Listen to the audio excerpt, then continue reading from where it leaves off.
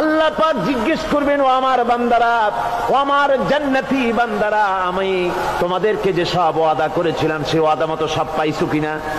আমি ওয়াদা করেছিলাম আমার জন্য রাত জেগে যদি তাহাজ্জুদের নামাজ পড়ো, নামাজ রোজা হজ যাকাত যদি করো, আমার দিন কায়েমের জন্য যদি আন্দোলন করো, রক্ত যাও, আমার জন্য যদি কষ্ট করো, শহীদ হও, তাহলে আমি তোমাদেরকে জান্নাত দেব। যত ওয়াদা করছিলাম তা পেয়েছো কিনা?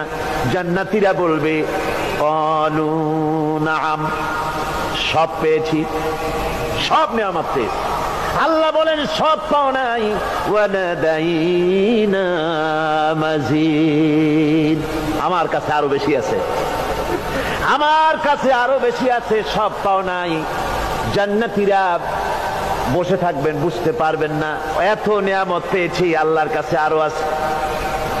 আল্লাহর নবী তখন মুখ খুলবেন, নবীজি বলবেন রব্বুল আলামিন, জান্নাতীরা বলতে সাহস পেতেছে না, সব পেয়েছি ঠিকই, কিন্তু যার জন্য গভীর রাতের আরামের ঘুমকে হারাম করে তাহাজ্জুদের নামাজ পড়েছে, যার জন্য স্ত্রী পুত্র পরিজনের মায়া পরিত্যাগ করে জিহাদের ময়দানে শহীদ হয়েছে, যার জন্য জেল খাটলো, জরিমানা দিল, যার জন্য নির্যাতিত হলো, সে আল্লাহ রব্বুল আলামিনকে তারা এখনো দেখে নাই।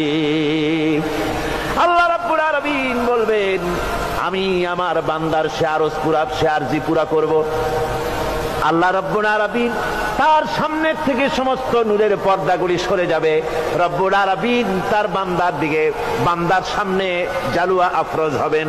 আল্লাহ পাক কোরআনে কারীমের ভিতরে বলছেন, উজুহু ইয়াউমাইযিন নাযিরা ইলা রাব্বিহা নাযিরা। বান্দা, আল্লাহ পাক বান্দার দিকে তাকিয়ে থাকবেন, আর সমস্ত বান্দারা আল্লাহ রাব্বুল আলামিনের দিকে তাকিয়ে থাকবে। এই অবস্থায় কত কাল চলে যাবে কেউ টের পাবে না। রব্বুল আলামিন জান্নাতের ভিতরে তোমার জান্নাতীরা যেদিন তোমাকে দেখবে, ওই দিন আমাদেরকেও জান্নাতে একটু জায়গা করে দিও আল্লাহ। আমরা যেন ওই জান্নাতের ভেতরে বসার জায়গা যদি না পাই, আমরা গুনাহগার মানুষ, জান্নাতের কোনো একটু জায়গায় ঠাই করে দিও যেন তোমারে দেখতে পাই। আয় আল্লাহ, তোমাকে দেখার তৌফিক আমাদের দিও, ধরে বলেন আমিন। হযরতে মাহবুবে রব্বানী কুতুবে সুবহানী শেখ মুহিউদ্দিন আব্দুল কাদের জিলানী রাহমাতুল্লাহ আলাইহি তিনি বলেছেন, মুনাজাত করতে গিয়ে আবেগে বলেছেন, রব্বুল আলামিন,